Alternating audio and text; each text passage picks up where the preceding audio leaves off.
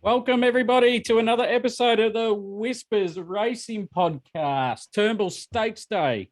Previewing a lot of races here, races 1, 4, 7, bets around the grounds, trial trackers, plenty of views. As always, I'm joined by Matty. How are you, Matty? Going well, Wim. How are you, mate? Yep, going well. If you can refer me to Norm throughout the podcast, that'd be fantastic. How about I just go with a Nathan Buckley reference and just go namesake over here? Yeah, how was your GF?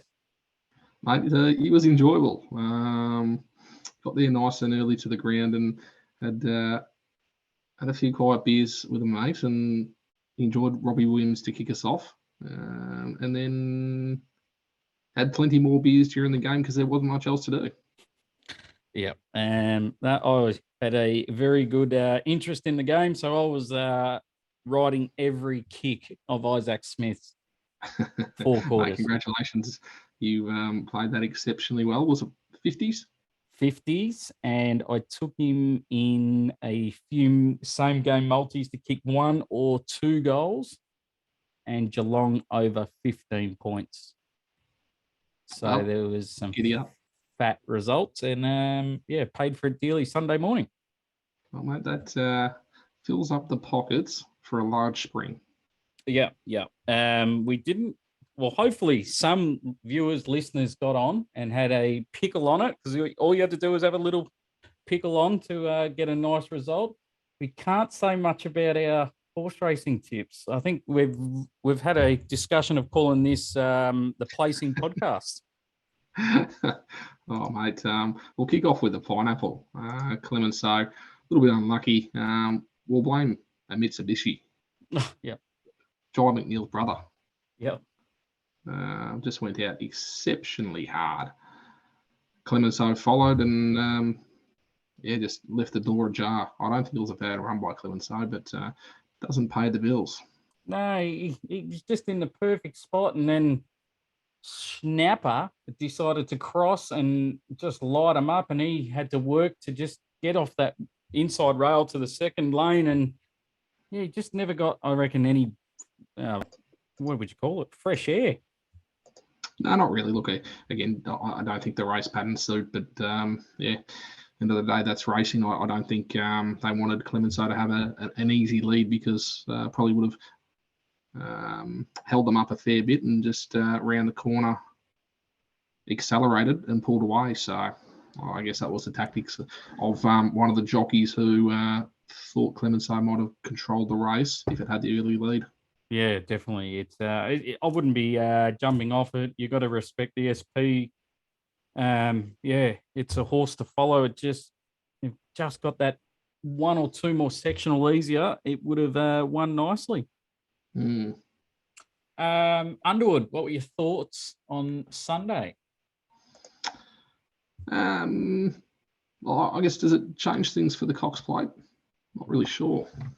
I wouldn't have thought so too much. I know I told you that I had a sneaky on Mwunga when it blew out to about $26. Unfortunately, I didn't take the $5 a place they were offering, because there was only 2 place getters, so I didn't think I should do that. Didn't think it was smart punting. Clearly it was. Clearly I'm not.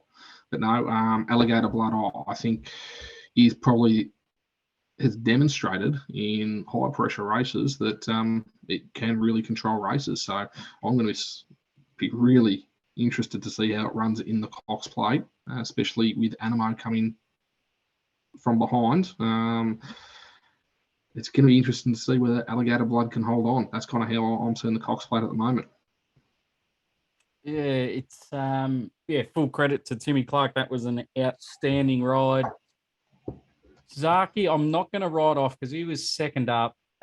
He copped a couple of whips to the head, and you could see he didn't like it. He never responded. He just went 1 or 2 strides of nothing and went back very late. So I'm happy to forgive it. I've forgotten the bloody horse's name. Alabama Nisham's horse. Mr. Brightside? No, Mr. Brightside. Well, he's just a run below those horses. I'd like to see him go to the Champions Mile or the Cantal or whatever they're calling it now. The Tab Champion Mile, sorry. I'd like to see him in that. I think it'd be hard to beat in that. In a very poor field, it will be. Thunderstruck, I don't think runs 2,000. I know Mick Price was critical of its ride. He wanted it closer. And I just didn't like him late. And yeah, Mwanga, that's the one I'm thinking of. Sorry. He was gone on the corner and couldn't believe the fight back. So he now comes into some sort of calculations, maybe Mwanga, but his racing pattern, he's got to sit on pace. Just when they go, he's just left flat-footed, and it might happen in the Cox. So Animo, I don't think he's shaking in his hooves.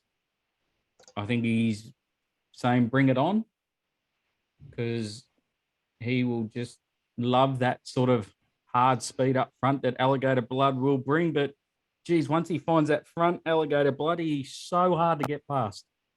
Yeah, absolutely. And good point with Mulder, definitely flat-footed. And with the long straight at Sandown, it looked like it was never going to get to the end. And then with 100 to go, just found another gear, went to the inside and got within 3/4 of a length of Alligator Blood. So, look, I don't know, maybe a sloppy Mooney Valley. It might be it's going for a Cox plate. I think if it's a good track, Animo, Alligator Blood, going to be very interesting. And I know you're keen on one that wasn't within this race. No, I'm really keen to see. I wish I win the Toorak. It's got to win it to get in the Cox plate. Yep. I hope they don't go to the golden, what is it, Spread Eagle or Golden Seagull, whatever the race up there is. I hope they don't go to that, because you only get one crack at it with a horse, and you don't know when your end is.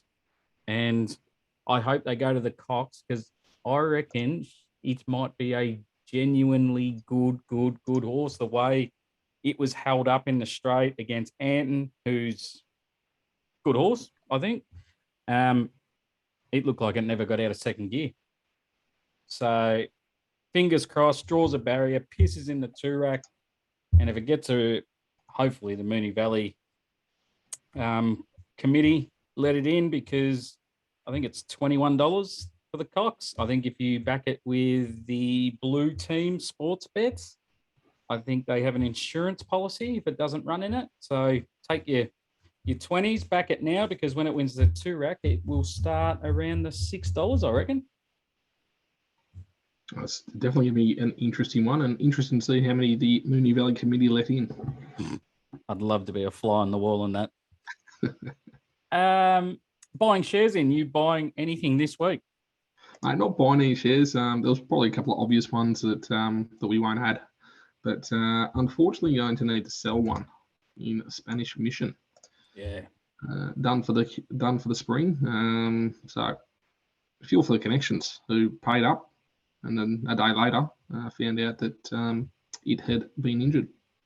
Yeah, that ownership, they'd be hitting rock times. They miss out with Very Elegant in the Arc.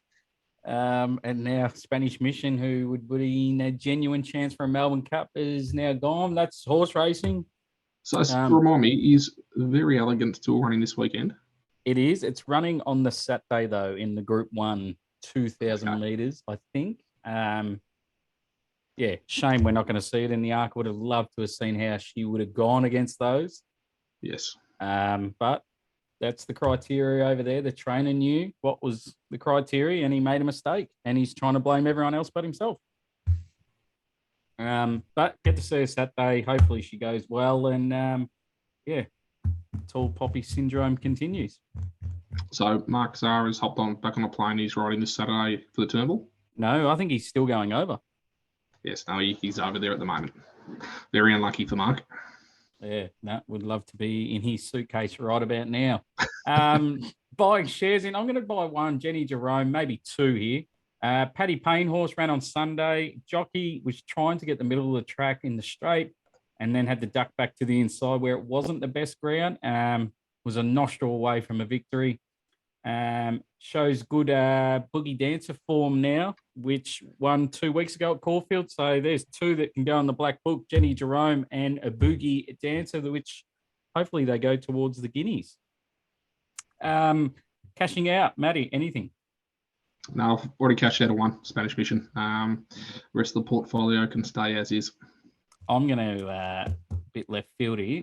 Cash out. Last Friday night, if you're watching.com, they had a ride of the night and the winning jockey.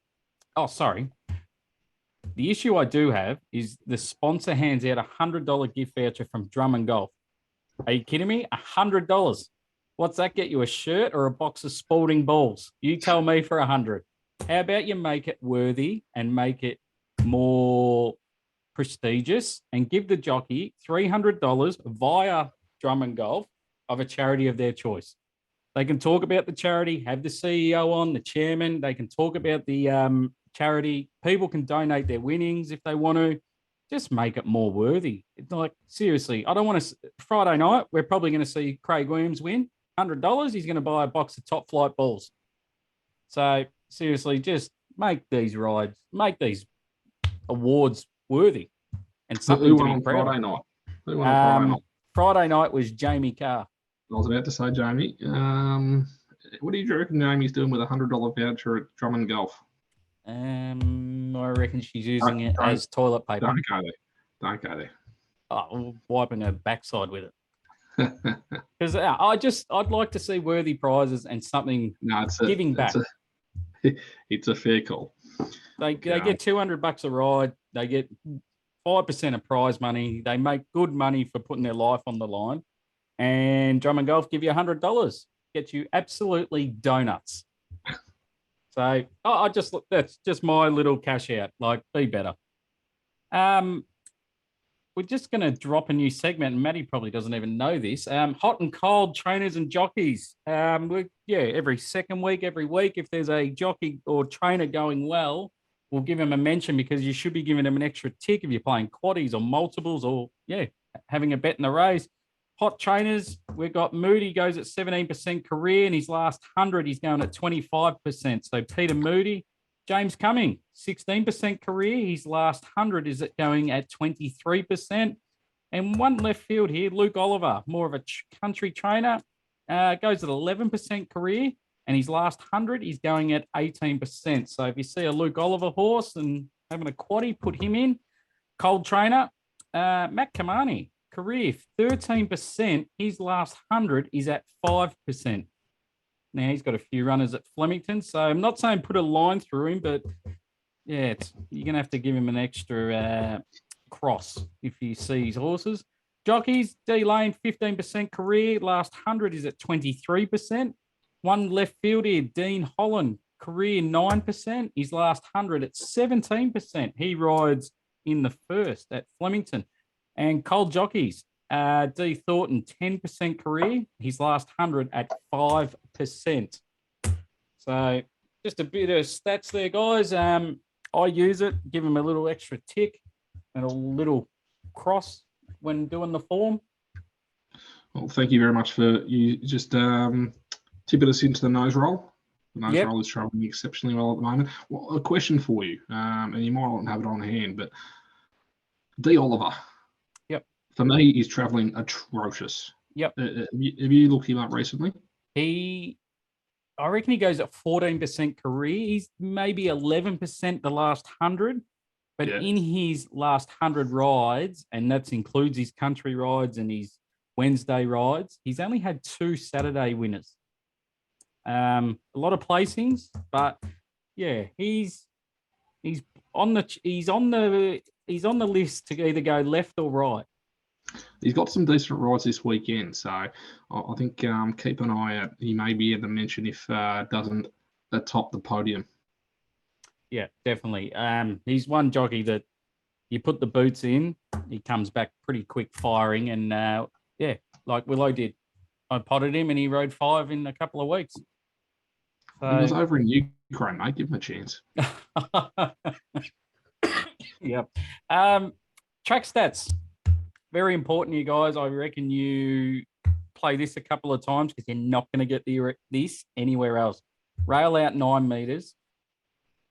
Previous meeting, the rail was out 14 meters on a heavy track. So I'm saying the inside 5 will be fresh ground. This will favour horses on speed. It'll be a good track. And this is the important bit here. The stats from last year, the rail was in the same position. Horses at the 400-metre mark and sitting in their positions in run. I'll go through them here quickly. Race 1 was the 2-year-old race. They split, so you can't really take a guide over it. So race 2 at the 400-metre mark, the winner was leading. It won the race. Second, sat 6th. Race 3, the winner sat 4th. The second horse sat 5th in running.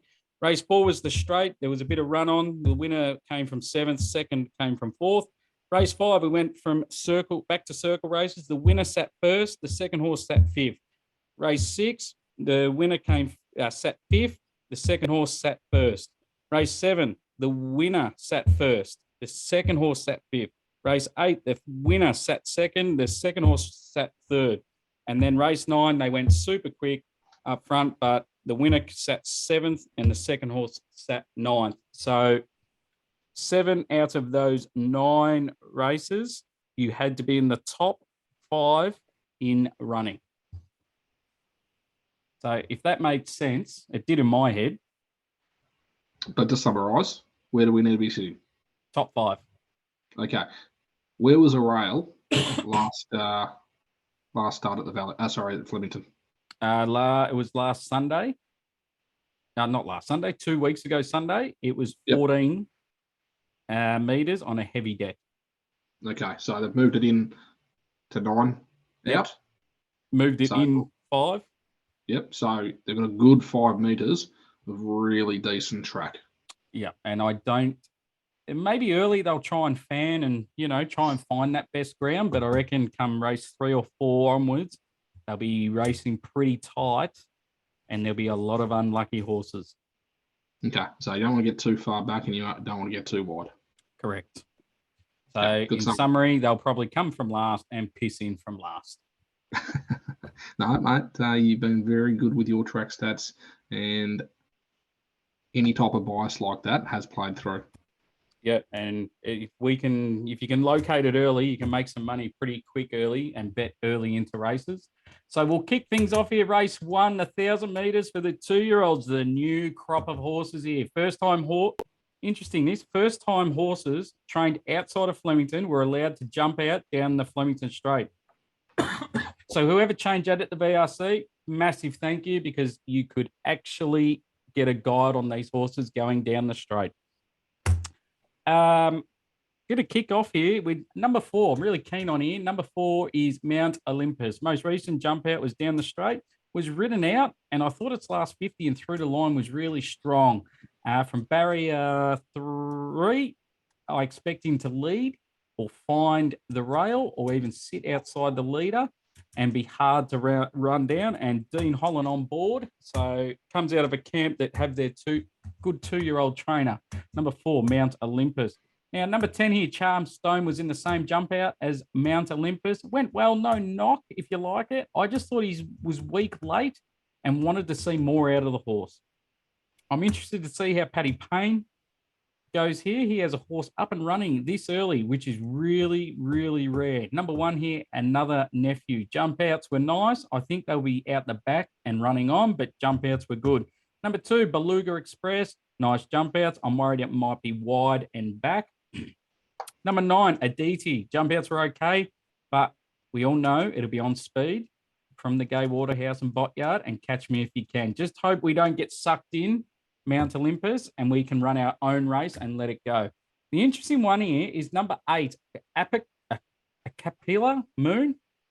I'm surprised how small this horse is. I'm hoping the stewards do an ID check on this horse and see its age, because I reckon it's only 75% of a horse. Jump outs were nice. I'm just worried it's a small horse and needs to grow, and it will be run off its legs. But yeah, have a look at number 8 in the yard, Capella Moon. But keen to kick off the day here with number 4, Mount Olympus. Matty. Only one he didn't mention was Crackle Rib with D Lane on board. Any jump outs to take note of there? Yeah, there was two. Was good. No knock. If you like it, you're going to get a price. I just think Interesting, just with D Lane on board, travelling exceptionally well. Interesting to see that he's landed on that. Yeah, I think Lane doesn't really have a association with anyone, but I think he's good friends with Zara and would be happy to give his mate a guide on his 2-year-old nice and early.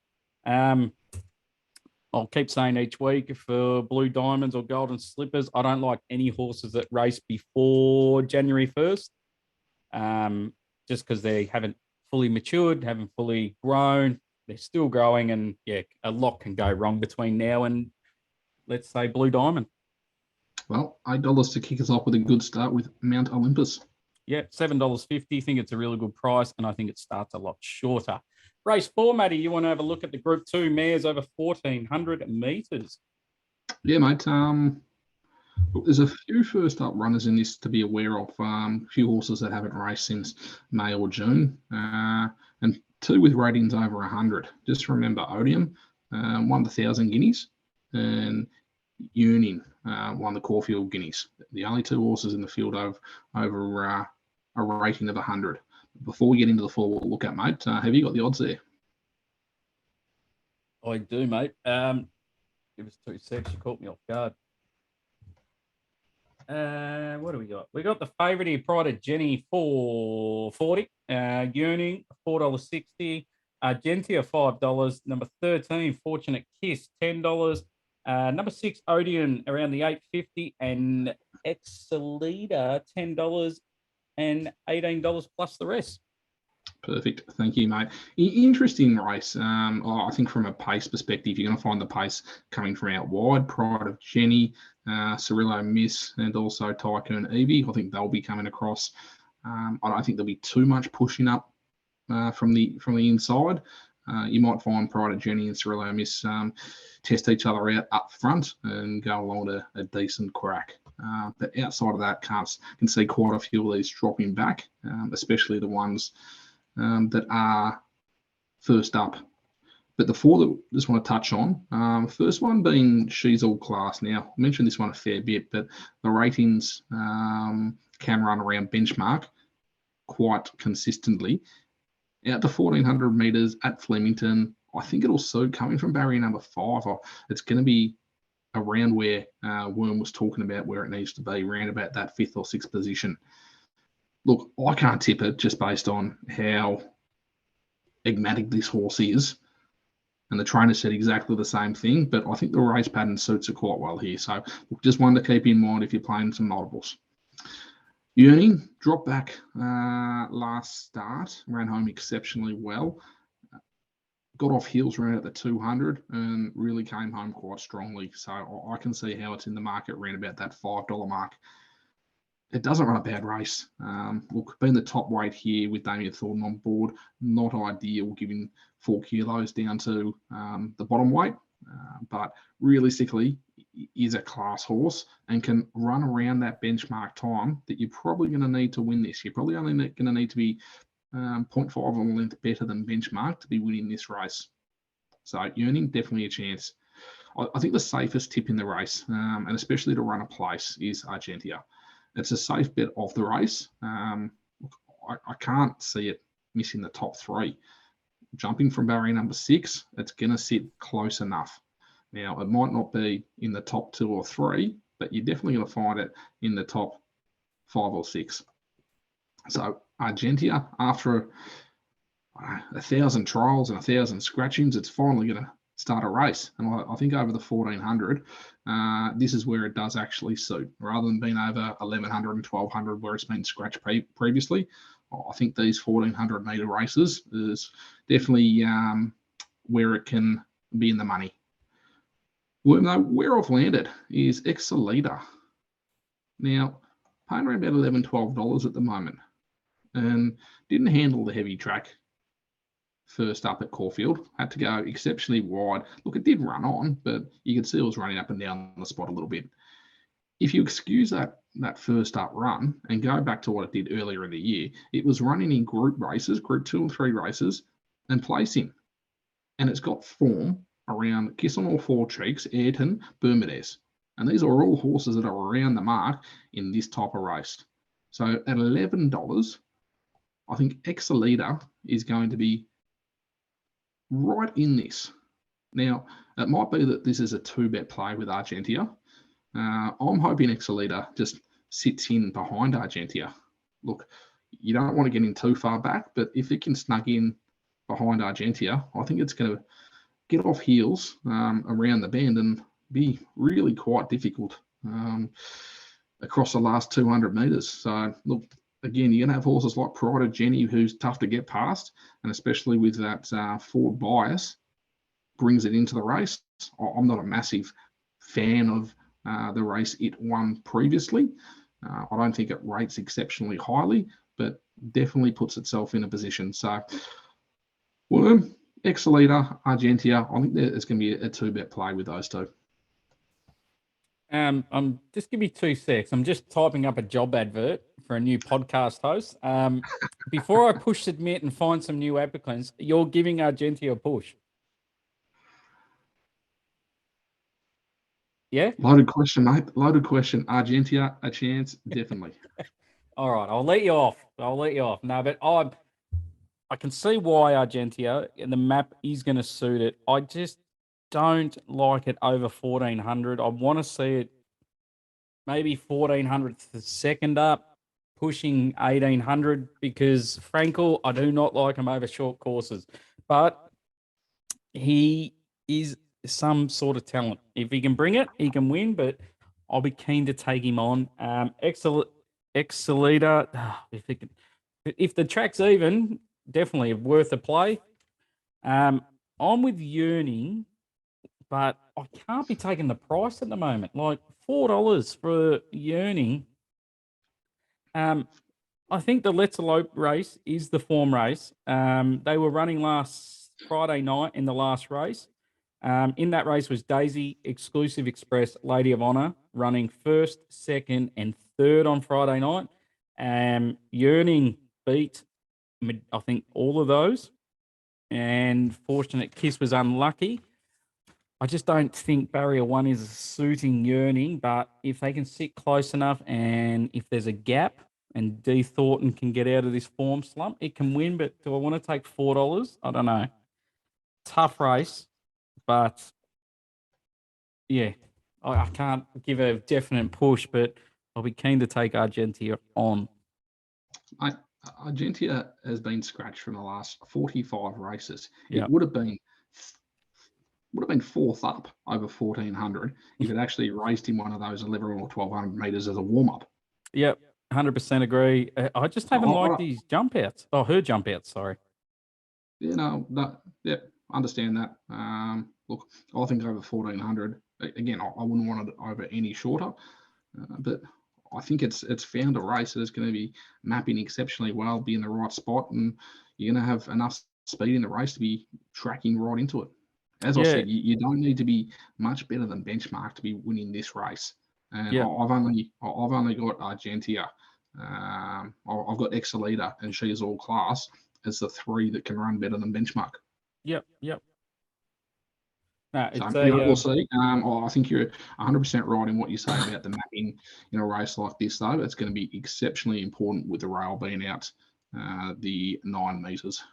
Yeah, it'll be interesting to see. At least by race 4, we can get some sort of guide, and then we can bet up on what we want to do. Absolutely. Trial trackers, I forgot to give this a mention, so we'll squeeze this one in. We're going to race 2, number 7, Visionary. It's around the $2 mark. It's had 2 jump outs, and the most recent jump out told me it is coming back better. Form around Tuvalu reads really good, and I can't wait to see how this horse goes on Saturday. And if we go off its jump outs, it's $2. Looks an absolute steal. That's race 2, number 7, Visionary. Do you want to do race 6? Is that right? Mate, we can do race 6. I was going to do it for around the grounds. We can spend a bit of time on it, though. Yeah. Let's come back to it. Yeah, yeah. It's a golden ticket into the Melbourne Cup. It's a good race for the owners. Good luck to all owners. I hope your horse all dead heat and run equal first, so you all get a ticket. But that'd be interesting. Is there a dead heat? Do they both qualify? That's a very interesting one. I don't know whether that's actually been thought of. Let's go the triple dead heat and see what they triple do. dead heat. Get them all in. Maybe they do. You can't really separate them. Do you want to come back to it, or we'll go through it now? No, go through it now. We'll go on race book. Right. So, is there anyone that doesn't need a golden ticket? Shiraz, it's sitting on the borderline and should qualify.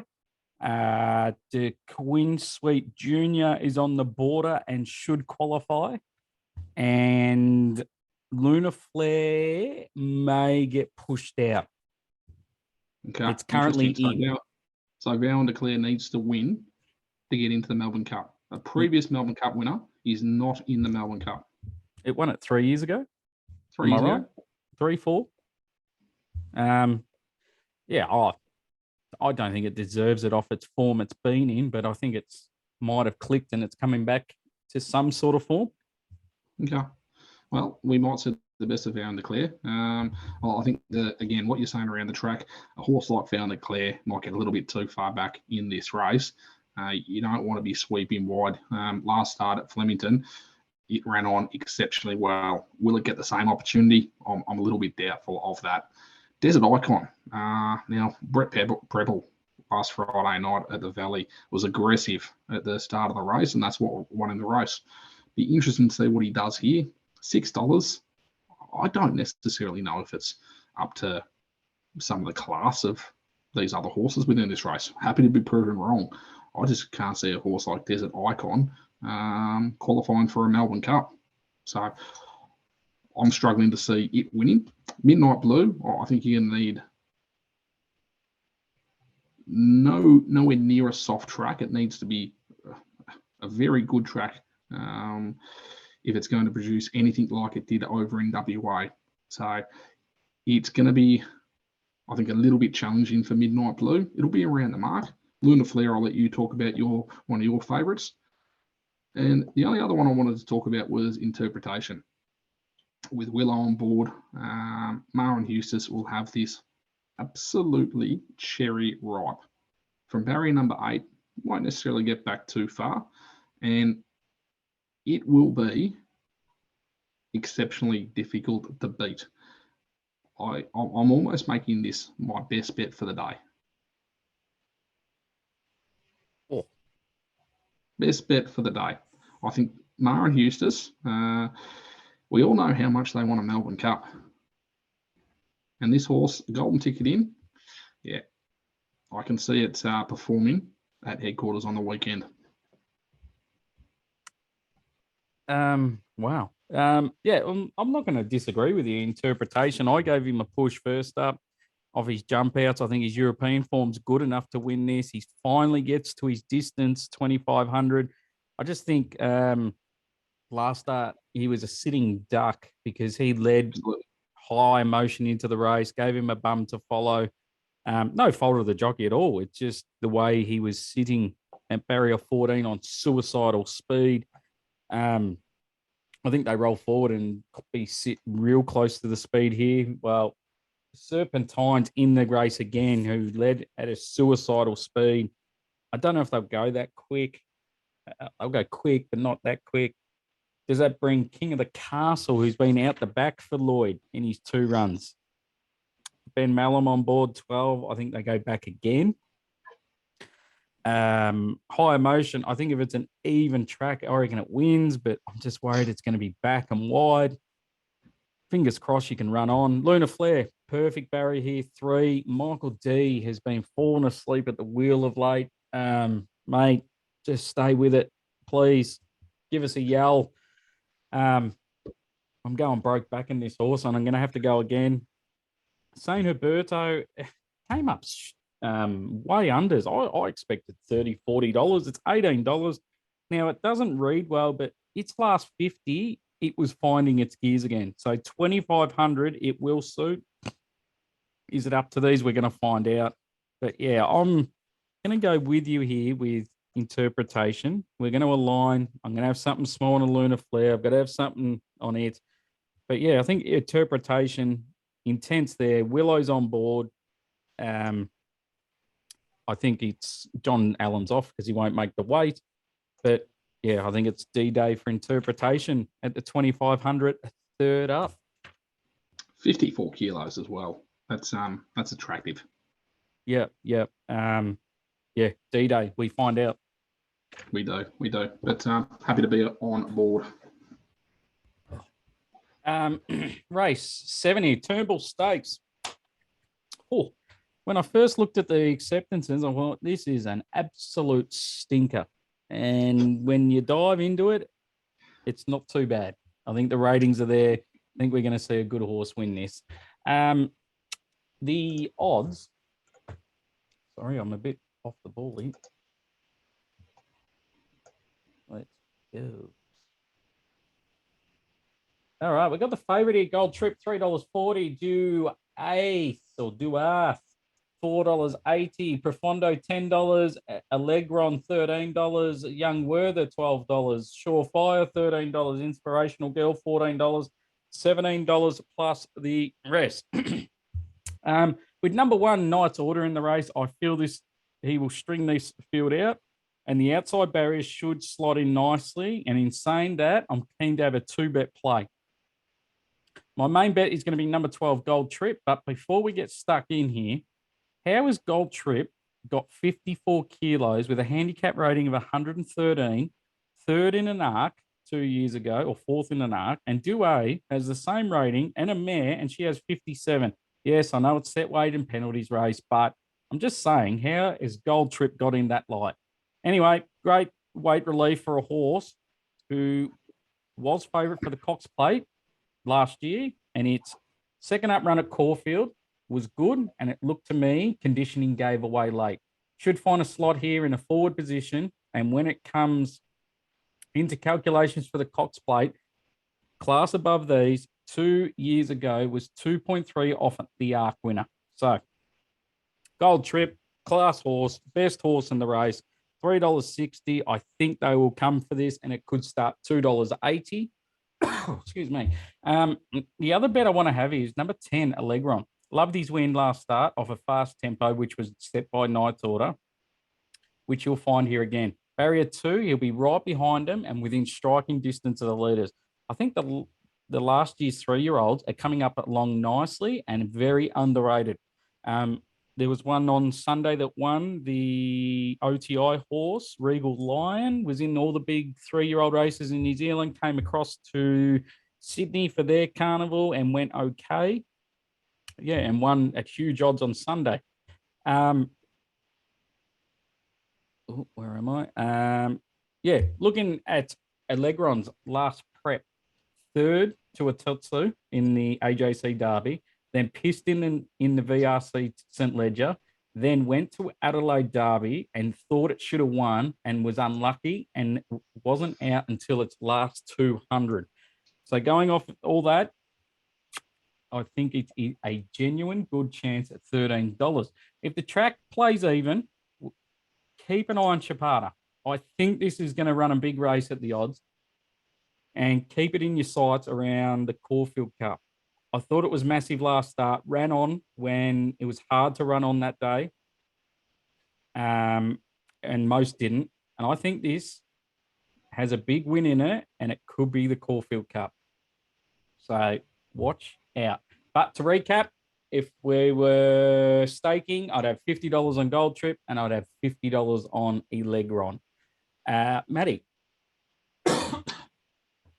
Well, mate, can you tell me the last 2 winners of the Turnbull Stakes? Yep. Incentivize. It won and won the Caulfield Cup. And I reckon Very Elegant finished 4th or 5th and won the Melbourne Cup. And the year before that, I got no idea. Don't go too much further than what you just said. Oh, Very Elegant. Yes. Cool. So, well, and that's what I was saying. Like, you look at the past Turnbulls, they have been genuine Group 1, great horses. You look here and it's, oh, geez, like Luncey's, Surefire, Milford. No, knocking. He's a shocker. There is always a bit of a tail when it comes to the Turnbull stakes. You do get a few of these, but if you look at the top of the field, you're generally finding Group 1 winners in the making. Yep. And that's what you got to keep in mind when you're looking at these. Who could potentially be winning a Group 1? Gold Trip, absolutely. Duas, absolutely. For me, it doesn't get a whole lot deeper than that. I know that they're at the top of the market, but I'm not seeing, unless you can find something like a young Werther that may improve significantly. It needs to improve significantly. We know that Danny O'Brien's got a huge rap on the horse. So it may be one that can take that jump up to really make it into a Group 1 winning horse across the spring. But similar to what you're saying, I think it is skinny, and I don't think you need to look too deep within this race. So unless the track plays an absolute bias where you need to be in the first 4, I wouldn't be looking past the top 2 in the market. Yep. Yeah. I can't disagree at all. Profondo, he's at crossroads. Either he gets the chop or he goes to stud at a small fee. A lot of back markers here. A lot of horses looking for other options. Young Werther's going on the same path that it did last year and finished 0.5 behind Centervise. Shit, he can win this race because I think if Centervise would win this by a lot more. And as you said, Allegron, the 3-year-old coming up to its first campaign as a 4-year-old, it started exceptionally well. Yep. So it might be one like young Werther that's ready to take that next step. Yeah, definitely hope so. Yeah, good race, even, but yeah, Gold Absolutely. Trip is the horse to beat. If it finds a good track, it'd be interesting to see how he goes on it. What are we up to now? We are up to WhatsApp. Guys, as you know, join WhatsApp if you want to be part of it. Tab run a really good promo like they did last week, and they're doing it again. Races 1 and 2 at Melbourne, Sydney, Brisbane, I think it is. Get my thoughts. We had a fill up on that because we tipped a $12 winner at the first in Sydney. So, yeah, come and join, get my thoughts. You don't have to agree. You can just use my thoughts and Maddie's thoughts and everyone else's thoughts because there is plenty of thoughts going around in that community. So get our thoughts. DM me if you want to join. And you're joining for the right reasons. Around the grounds. Matty, got anything? Well, we've already covered off the bar coming. So interpretation, as I said, I see it as a very, very good bet. And as I mentioned in the Turnbull, we've already reviewed, won't be going past the top 2, and I've got Gold Trip on top, aligning with yourself. Now, Sydney, had a look at the Sydney until you told me that it's going to be run on a heavy 20. So I think we might just wake up on Saturday morning and see how we're tracking or we're swimming up north. Excuse me. You'll need your flippers by the sound of it. I'm going to have one bet at Morphettville. No surprise here if you're a regular listener. We're going race 3, number 12, pretty reliable. Barrier 16 isn't ideal, but we'll get back and we should find 3 wide with a bit of cover. Baron Vorster on board, reads well because he will find a bum to follow. And I think out of reliable man, this horse has a really good third and a foot, up to 1,300 now. I wonder if it comes to for the 1,000 guineas in 9 days' time from Saturday. And then maybe a derby at 150s, please. So if it's in the derby, it's going to be in the Caulfield Guineas. My apologies. So that is race 3, Morphettville, number 12, pretty reliable. Multi-time. I'm going to chuck in Visionary, the win, and then Sumatra, race 3. We're going to go the place on it. Matty, what are you going to chuck in? Just because you want to find someone else to do the show with, I'm going to put in Argentia at the place. Paying $2. and interpretation. Yeah, as I said, very good bet, but it's paying $1.95 to place. So I'm going to take the place. I think that's just silly. Well, we know what's going to happen. It's going to be 3 out of 4 legs, like our same game multi last week. 3 out of 4 legs. Tui couldn't roll up forward and just slot one for us. But this multi, $15. Get on, punters. We are fucking due. Just get on the treble. Yeah, go the treble. Just try and find the one that we don't like. Pineapple of the week. Now, hard meeting. Didn't know where to go. So we're going Flemington. We're going to go race 7. We're going to go number 10, Allegron, $14. Yes, we're going the win. Yes, we're going the huge prize. I am having a fair income crack at this. I think its 3-year-old form is good enough against these. I think it starts at $9. Let's have the pineapple on. Let's cheer this home, and let's go back-to-back double-figure winners in 2 weeks. Isaac Smith into Allegron. Well, you know who is absolutely rolling in it when he's putting the pineapple on a $13 pop?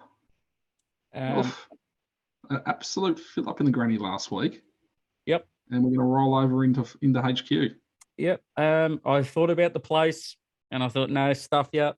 We're going long. We're going 50. We're not looking left or right for a cheap handball. We're going to go from 50, and we're going to fucking launch it 17 rows back. Allegron, race 7, number 10. All over it. My God, don't be near me if this salutes. Because I'll tell you what, I'm going to burn the roofs down. It's going to be an almighty yell where I'm going to be Saturday. So, yeah. Anything else to add, Matty, on a great day of racing? My favourite day of racing. This is where the serious horses come out. Don't worry about the 2-year-olds. This is where the big boys are playing, and this is where the Group 1 winners are made. Turnbull Stakes Day. Yeah, golden ticket day, Group 1 day. As a lot of people say, it's moving day. We find out actually where the hell these horses are going and what they're doing. Absolutely. As always, thank you for joining us, Matty. Next week is Caulfield Guineas. Am I right? Should be. Off the top of my head, I'm not sure, but I'm pretty sure it is, yeah. Yeah, we'll run with Caulfield Guineas. Fuck it. Let's go with Caulfield Guineas. We'll be back next week. We don't know how we're going to run the show. We don't know. Yeah, we'll see how the fields pan out. Hopefully, you fill your pockets up this weekend. More importantly, we hope we fill your pockets up. We will see you next Thursday for Caulfield Guineas Day and cheer home. It is. I've just checked. Caulfield Guineas. You've got it right. Lucky. I love it. Yeah, more importantly, have a great weekend and cheer home Allegron, because bloody hell, I'm going to have no voice next Thursday if it wins.